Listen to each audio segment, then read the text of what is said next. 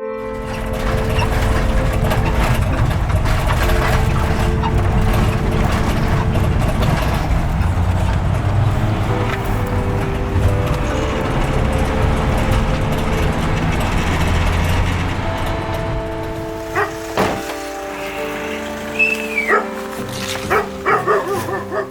could find no signs of life at the location of the evacuation. The evacuation request sent by the family said this was the address, so we knew we had the right house. There was no time to wait. Drones everywhere. So we go inside looking for signs of life, but find confirmation of the opposite.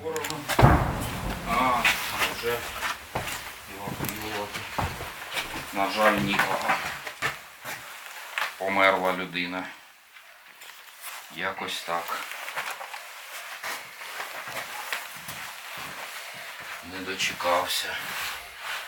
Таке буває.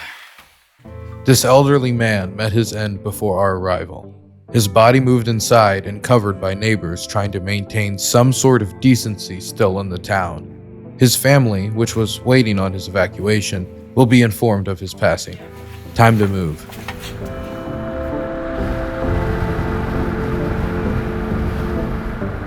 Нагрузка сумасшедшая, да? А я думаю.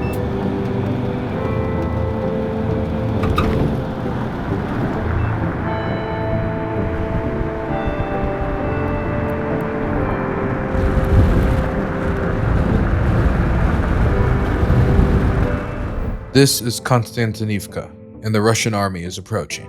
After the fall of the city of Toretsk and the Russian subjugation of the fortress city of Pokrovsk, the pathway and manpower was cleared for a direct attack against the city. One of the last urban centers left before the twin cities of Kramatorsk and Slovyansk, the beating heart of unoccupied Donbass, where many of those displaced by 12 years of fighting have taken refuge in, and which the Russians hope to capture by year's end. The result of that military campaign on the ground is the destruction of the community. Every building is smashed or damaged, with the roads in every direction covered in burnt-out vehicles supplied by anyone who dared to drive here. Military vehicles, civilian, and aid workers have all been attacked with increasing frequency as the front line approaches, leading to an increase in civilian casualties from the shelling, and aid workers targeted by FPV drones. As we were getting ready to move, the aid worker I was embedded with was approached by a neighbor, a young man, younger than most who stay behind, who are almost entirely elderly pensioners. Когда за $250 строишь 15 лет дом из такого дерьма, которым и строишь вот такой дом за 15 лет, за $250, уезжать неохота. Пусть Ренат Ахметов выкупает дома всех, оценщики, люди выезжают. Это честно и справедливо. Оценщик приезжает, оценивает, человек выезжает, сумму эту получает, все, выехал. Гражданский невиновен. Вот дом, его отец строил всю жизнь дом. Вот, соседний. Он тоже выедет, как вы думаете? Память? Память, она сильнее денег. Это я свой труд вложил сюда. А там память. Память отца, которого уже нет. Он дом построил ему. Он уедет? 100% не уедет. Если я своими руками это делал, сомневаюсь. Родители выехали, говорят, выезжай.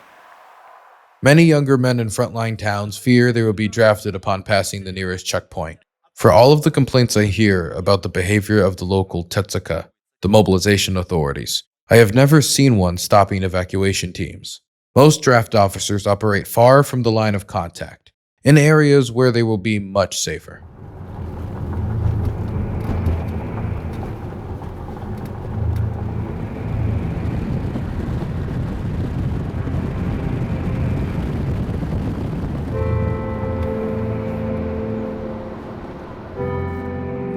The man I embedded with was Eugene, an aid worker helping people under the religious NGO Proliskia. I first embedded with him as he dropped off water at collection points for civilians and dog and cat food for local strays that don't have villagers to throw salami or salo at their feet anymore. He often delivers aid to frontline villages and evacuates those who held out from evacuating until they could no more. Despite reassurances they would not leave, the bombing became too intense, the fighting too close, their windows blown out one too many times, or they even had their home destroyed around them while they slept. But it's often too late. The Russian army is too close. and aid workers can be targeted coming and going through these towns, so most won't do evacuations at this late stage, leaving those propelled forward by will, a disregard for personal safety, or faith, often a combination of the three. Eugene is propelled by faith. After 7 attacks on his person during these missions, he has to push forward, fueled by something.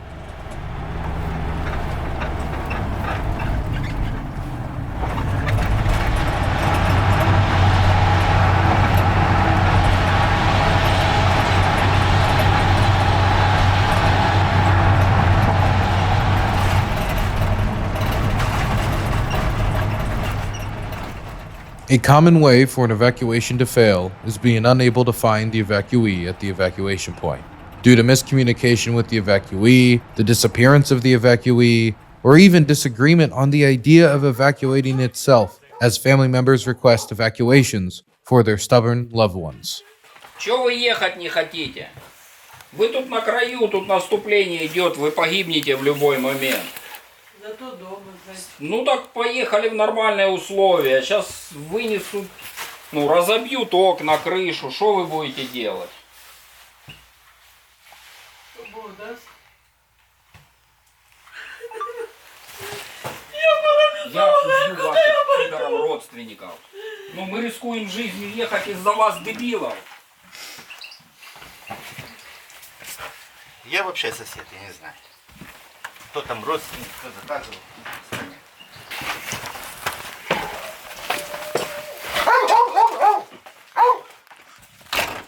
Let's go. Да. Едем в любом случае.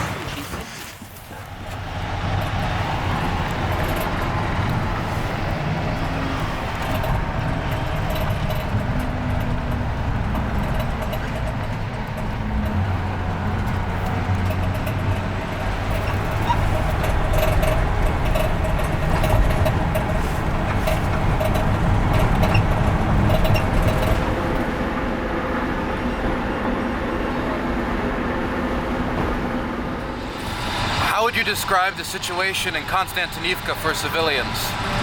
Очень опасная, постоянные обстрелы днем и ночью, и FPV-дроны, которые бьют по машинам гражданским, и кабы, и реактивная артиллерия, и ствольная артиллерия, и там, где многоэтажные дома, и возле магазинов, то есть вся территория Константиновки под обстрелами. You said that recently you had to evacuate children, forced evacuation from the parents of alcoholics. Could you tell me that story? Был обычный день, обычный вызов на эвакуацию лежачей немобильной женщины. Когда приехали на адрес,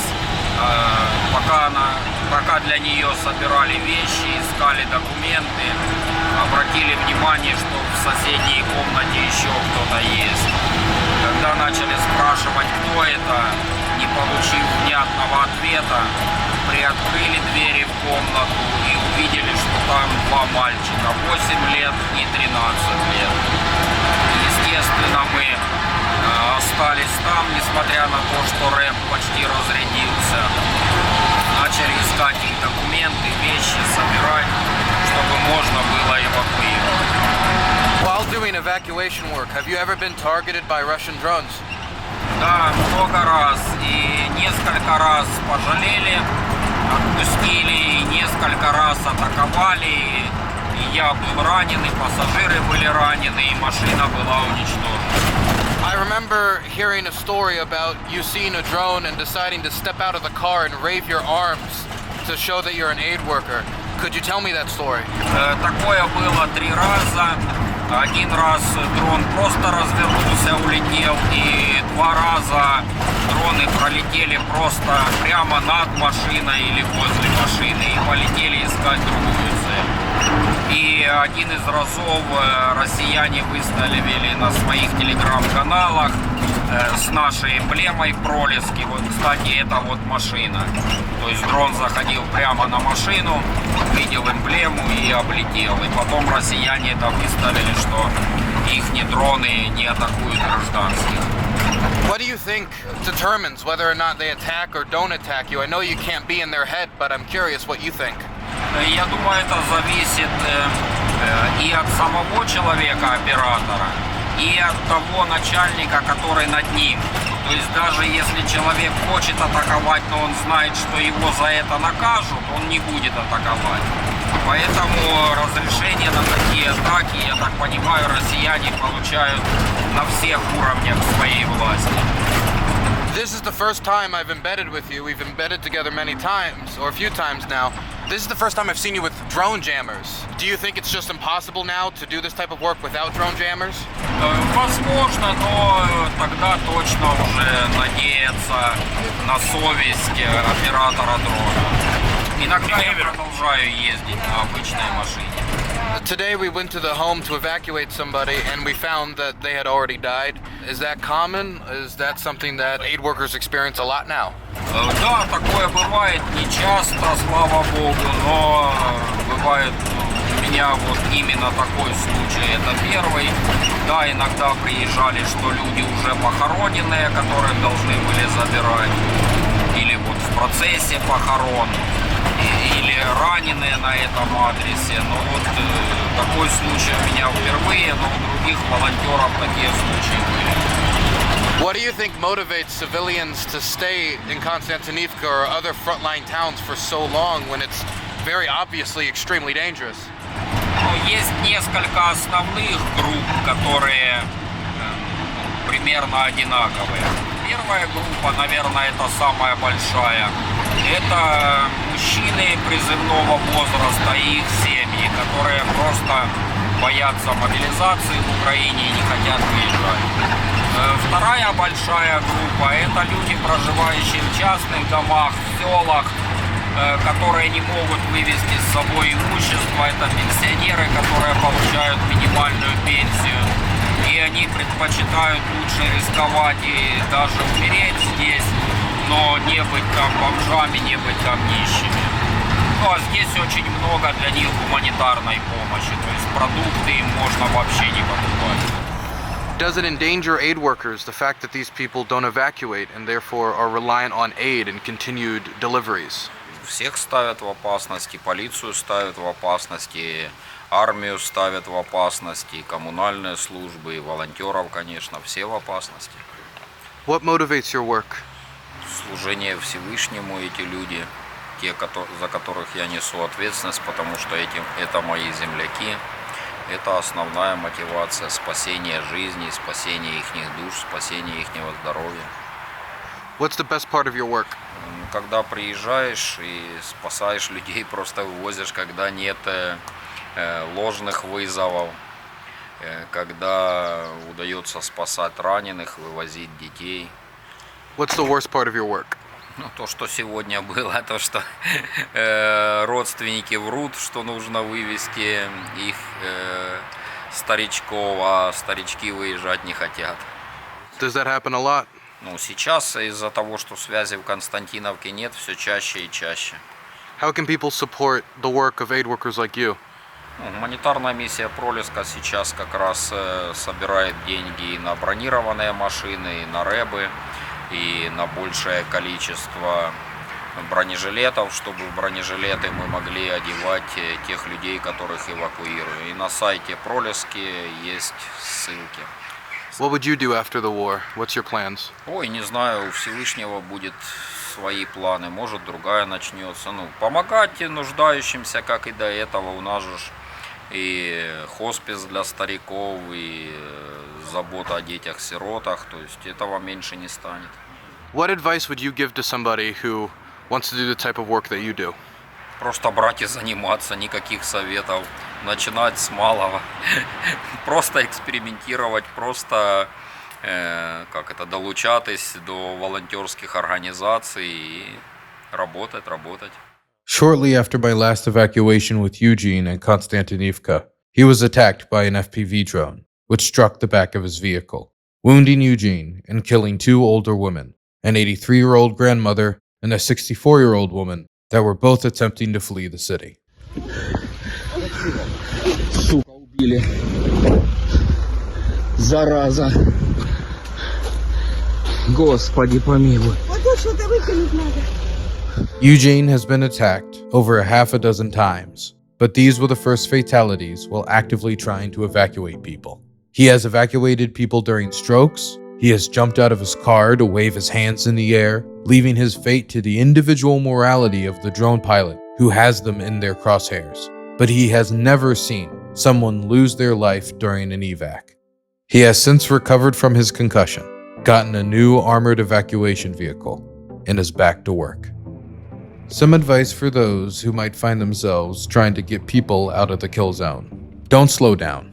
Don't drive crazy. There are a lot of car crashes on the front, but the less time you spend in the open, the better. Don't rely on the fact that you are marked as an aid vehicle if you are driving in one. That relies on the clarity of those targeting you and the morality of drone pilots ready to strike. When you go to any evacuation location, immediately look for potential cover and stay no longer than you absolutely have to. If you can't find the evacuee, after a cursory search, don't linger. Move on and inform their family and the necessary authorities. You only endanger yourself by staying. Make sure you make as much noise as possible to give them the best chance of hearing you. These people are often elderly, and many have adjusted to the constant sound of bombing. Drones can see you, but propellers screech so loud that they cannot hear you. Do not debate potential evacuees. Offer your help leaving, inform them of how it will get worse, but don't endanger yourself debating those who will never leave or will only agree to leave once it is too late. Good luck to those who continue to risk their lives delivering life-saving aid and getting those from the frontline towns back to relative safety, even when continuing to do so requires adapting to an ever-changing battlefield.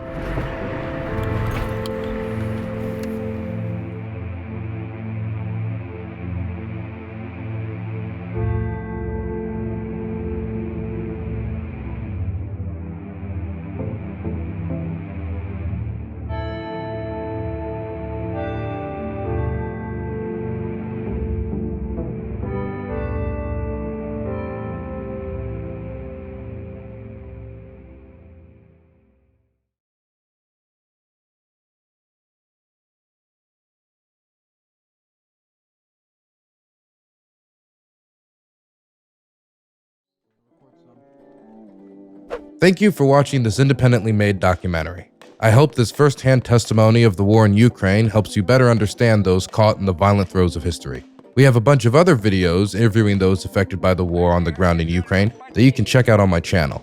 If you want to help fund more of my work so I can do more documentaries like this in the future, please support me on Dylan Burns TV on Patreon or my second YouTube page called Dylan Burns Live, where you can see my videos and live streams, which you can view on my Twitch or my website, dylanburns.tv, every weekday from 6 p.m. EST to midnight. If you want my hot takes or photos from my time in Ukraine, check out my socials, including Dylan Burns 1776 on Twitter, Dylan Burns TV on Blue Sky, or Dylan Burns TV on Instagram. All links, including the community Discord, are in the description. See you guys next time. Good night and good luck.